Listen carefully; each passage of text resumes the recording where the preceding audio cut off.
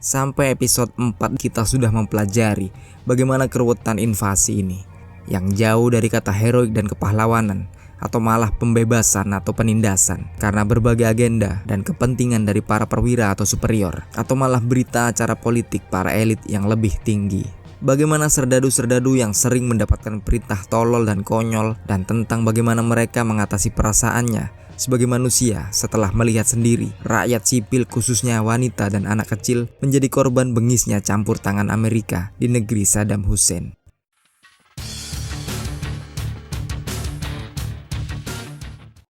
Di awal film terlihat Iceman Colbert yang menaruh fokusnya untuk melupakan insiden Trombley dan bebocah Irak kemarin siang dengan membetulkan chassis Humvee-nya ditemani Sersan Rudy Reyes yang bersimpati pada Iceman. Sedangkan pelaku penembakan, yaitu Trombley, berusaha beramah tamah dengan skuadnya yang tentu saja masih menyalahkan dirinya atas matinya dua bocah sipil Irak. Sementara Ray mengungkapkan Trombley ialah bagian generasi pemuda psikopat yang terpengaruh video game dan mengira dalam perang dirinya bisa menembak siapa saja tanpa pandang bulu. Kita beralih pada Encino Man alias Kapten Craig yang tumben mampir dan mengajak ngobrol beberapa anak buahnya di Bravo 3, memberikan kesempatan mereka untuk berkonseling kepadanya. Sersan Baptista dan Kopral Terence Halsey memilih untuk tak mengungkapkan isi hatinya pada superiornya ini.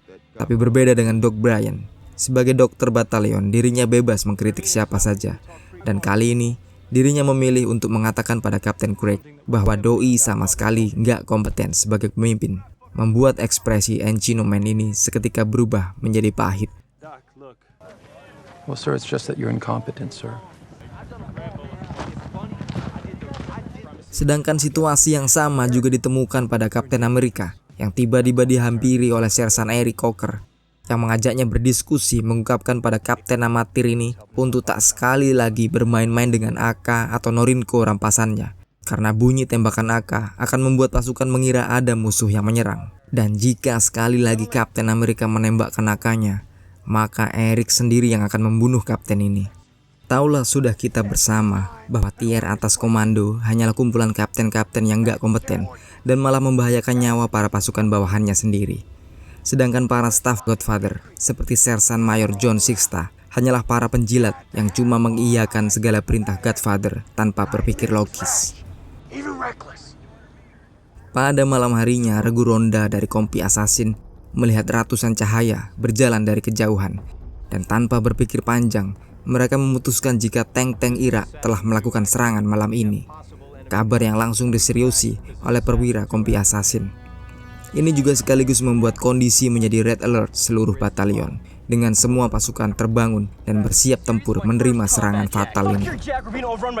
Sedangkan situasi Kapten Amerika, dirinya malah menggali lubang di tanah dan memutuskan mengubur semua AK dan Norinco rampasannya setelah menerima ancaman pembunuhan dari Sersan Eric Coker. Dan diam-diam dirinya menangis gemetar. Menanggapi adanya laporan pergerakan 140 tank T-72 milik Saddam, Bravo 1 pun juga ikut bersiap. Iceman dibangunkan dan seketika mengatur taktik untuk timnya. Namun saat dirinya melihat ke depan, Doi memutuskan ini hanyalah khayalan padang pasir di malam hari, atau yang biasa disebut dengan autokinesis bor. Mata pasukan mengira ratusan cahaya itu bergerak maju. Padahal cahaya-cahaya ini ialah lampu dari rumah-rumah di pemukiman yang berjarak sekitar 30 km di depan. Tapi angkatan udara sudah terlanjur dipanggil dan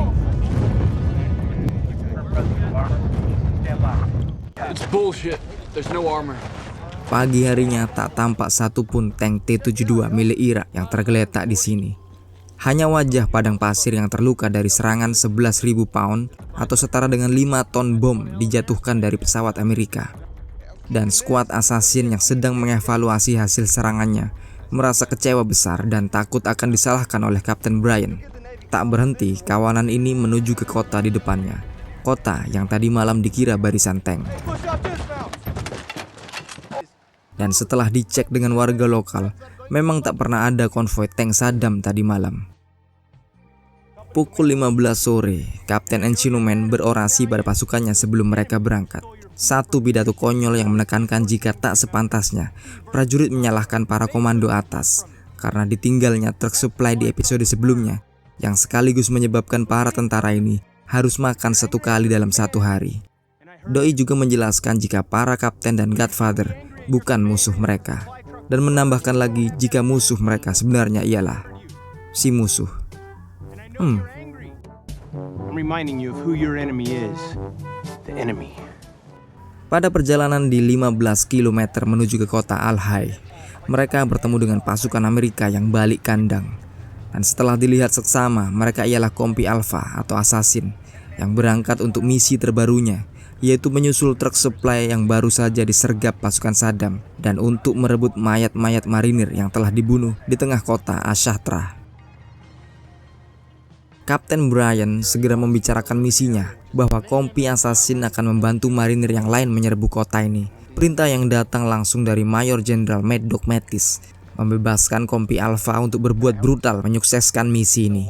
Ditambah lagi target penyerangan kali ini ialah menghabisi seorang ahli kimia bernama Ali Hassan Al-Majid.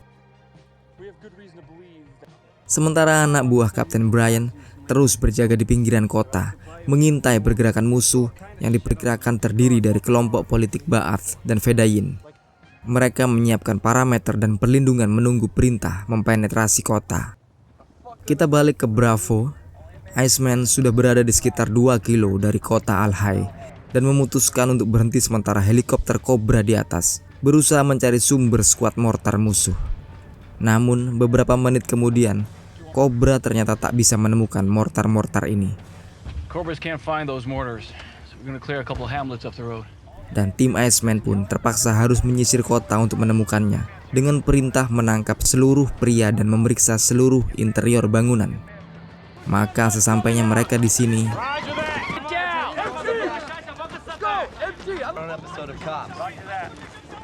Bravo mengumpulkan wanita menjadi satu kelompok dan meringkus semua laki-laki di sisi lainnya. Sementara prajurit yang lain memasuki rumah-rumah warga melakukan pemeriksaan di mana tim Iceman menemukan beberapa AK di sebuah ruangan. Ray ingin sekali mencuri makanan warga lokal di sini, namun Iceman dengan dingin melarangnya, mengatakan bukan tingkah marinir sejati mencuri makanan warga-warga yang sudah miskin ini. We're not here to fuck with their livelihoods.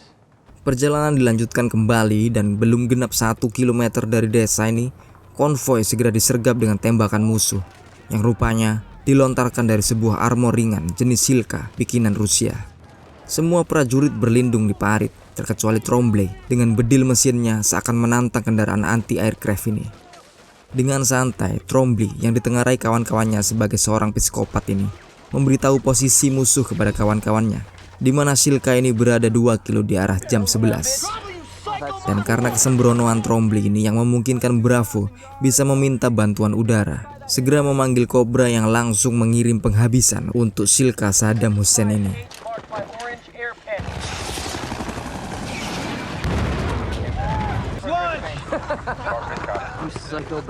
Menuju ke kompi assassin yang bertahan di pinggiran kota Ash-Shatra hingga larut malam pun tiba, menyaksikan kota kecil ini dijatuhi dengan rudal-rudal Tomahawk.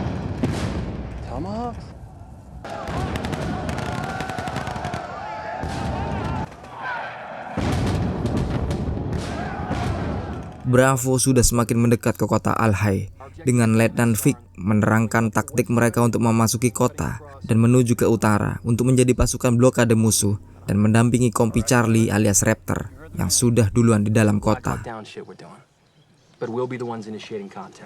Sementara siang di kompi assassin, mereka melihat seluruh penduduk kota menembakkan AK dan Norinku mereka. Di tengah kota sendiri terjadi kegilaan dan total chaos. Penjarahan terjadi di seluruh pusat komersial. Semua warga mencuri apa yang mereka inginkan, sementara assassin bersenda gurau dan meledek warga lokal di tengah perempatan. Hingga Kapten Brian memerintahkan mereka untuk tetap waspada dan standby karena perintah terbaru datang untuk kembali ke batalion. Seakan superior mereka sudah lupa tentang misi untuk merebut mayat-mayat marinir yang terbunuh sebelumnya. Laporan situasi dari Bravo, Iceman, dan Vic sudah memasuki kota Al-Hai di waktu maghrib. Sejauh ini belum ada penampakan musuh, tapi radio mengatakan jika kompi Raptor sudah mengadakan kontak senjata gila-gilaan. Tapi di posisi Bravo yang ada hanya warga lokal melongok menengok dari jendela-jendela tinggi mereka. Kenihilan target dalam utara kota ini sangat disesali oleh Iceman CS yang rindu akan aksi. Mereka akhirnya memasang blokade kawat duri lengkap dengan peledak, membuntu semua trafik masuk dan keluar sisi utara Alhai. Pada malam hari, lampu kendaraan beredar dari depan. Garza, level. Fire warnings. Tembakan peringatan dari Garza tampaknya tak dihiraukan supir truk ini, sampai akhirnya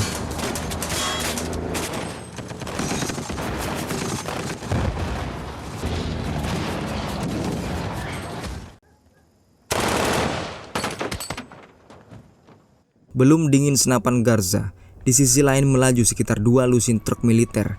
Tapi sementara Letnan Vic memanggil bantuan artileri, di depan blokade tampak mobil sipil yang sudah hancur dengan 2 lelaki yang terluka namun masih selamat. Sedangkan di jok belakang seorang gadis kecil tewas di berondong Browning M2 milik Garza dan Lovell. Mari kita lihat bersama bagaimana dampak kolateral invasi Amerika ini, di mana sang ayah malah yang meminta maaf kepada para marinir, membuat sedih Sersan Rudy Reyes. Kesedihan juga tampak di mata Iceman dan Ray Person yang biasanya paling bengal ini. Lagi-lagi bocah-bocah menjadi korban di tengah amukan peluru ini. Tapi seperti biasa, insiden fatal ini terhapus saat kompi assassin masuk ke Alhai dari utara setelah mengobrak-abrik Asatra. Saat Letnan Vic melihat wajah Kapten Brian, dirinya tahu misi perebutan mayat marinir ini tidaklah pernah selesai. Masuknya kompi assassin membuat Bravo bergerak keluar untuk menyelesaikan misinya sendiri, yaitu mencari skuad mortar musuh, yang bisa kita lihat bersama di episode berikutnya. Wassalamualaikum, yuk, bye.